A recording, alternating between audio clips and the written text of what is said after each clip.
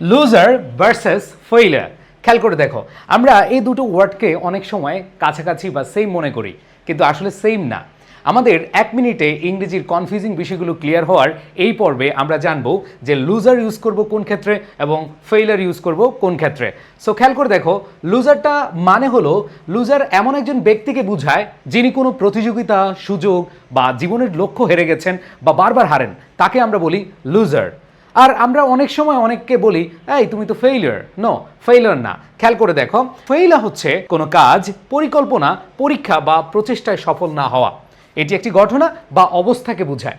তার মানে হচ্ছে লুজার হচ্ছে কোনো ব্যক্তিকে বোঝাবে, আর ফেইলার হচ্ছে কোনো অবস্থা বা সিচুয়েশনকে বোঝাবে। সো আমরা যদি উদাহরণ দেখি, he is a loser, that means এখানে আমরা ব্যক্তিকে বুঝাচ্ছি। আর যদি আমরা বলি যে his plan was a failure, তো এইখানে প্ল্যানটাকে বুঝাচ্ছে, কোনো ব্যক্তিকে বুঝাচ্ছে না, হিজকে বুঝাচ্ছে না। দ্যাট মিনস লুজার হচ্ছে ব্যক্তির ক্ষেত্রে বসাবো, আর আমরা যদি কোনো কন্ডিশন বা অবস্থার ক্ষেত্রে বুঝাই তাহলে আমরা ফেইলার বসাবো। আশা করি সবাই ক্লিয়ার এই বিষয়টি।